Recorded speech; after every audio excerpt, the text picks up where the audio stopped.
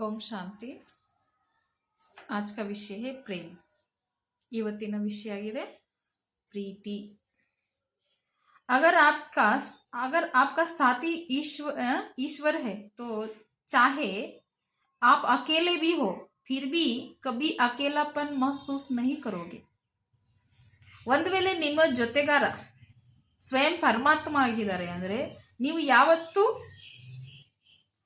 ಒಬ್ಬರೇ ಇದ್ರೇನು ಸಹ ನಿಮಗೆ ನಾನು ಒಬ್ಬರೇ ಇದ್ದೀನಿ ಒಂಟಿತನ ಅಂತೂ ಫೀಲ್ ಆಗೋದಿಲ್ಲ।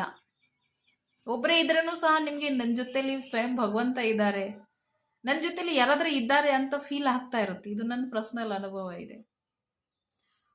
खुशियां आपकी होगी चाहे आप दूसरे लोगों के साथ हो या अकेले हो।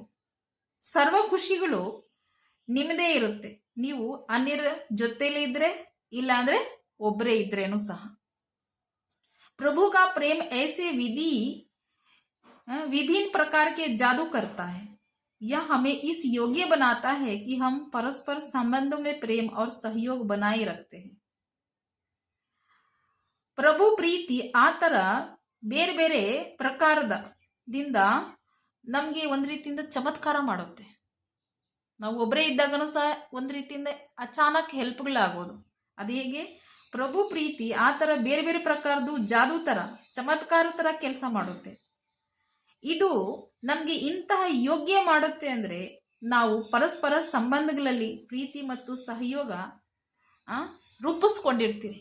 ಆದರೆ ಯಾರಾದರೂ ನಮ್ಮ ಪರಸ್ಪರ ಸಂಬಂಧದಲ್ಲಿ ಬರುವಾಗ, ಜೊತೆಯಲ್ಲಿ ಬರುವಾಗ, ಸಂಪರ್ಕದಲ್ಲಿ ಬರುವಾಗ ಅವ್ರ ಜೊತೆಲಿ ಪ್ರೀತಿ ಮತ್ತು ಸಹಯೋಗ ಯಾವಾಗಲೂ ರೂಪಿಸ್ಕೊಂಡೇ ಇರ್ತೀರಿ। यह हमें एक दूसरे के लिए प्रेरणा के स्रोत बनाता है। ಇದನ್ನು ಸಹ ಒಬ್ರಿಗೊಬ್ರಿಗೋಸ್ಕರ ಪ್ರೇರಣೆಯ ಕೆಲಸ ಮಾಡುತ್ತೆ। ಅಂದರೆ ಇನ್ನೊಬ್ರಿಗೆ ನೋಡಿ ನಾವು ಕಲಿಯೋದು, ನಮಗೆ ನೋಡಿ ಜನ ಕಲಿಯೋದು, ಆ ಥರ ಪ್ರೇರಣೆ ರೂಪಿಸುತ್ತೆ, ಉದಾಹರಣೆ ಮೂರ್ತಿ ಮಾಡುತ್ತೆ ಅಂತ।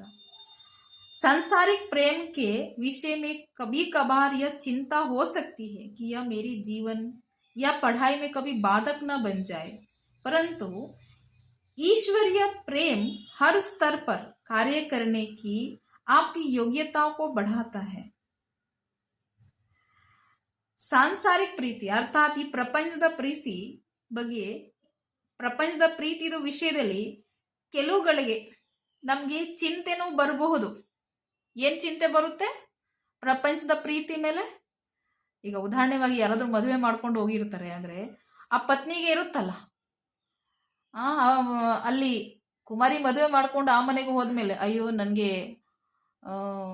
ಇವ್ರ ಅತ್ತೆ ಮಾವ ಓದಿಸ್ತಾರ ಇಲ್ವೋ, ನಮ್ಮ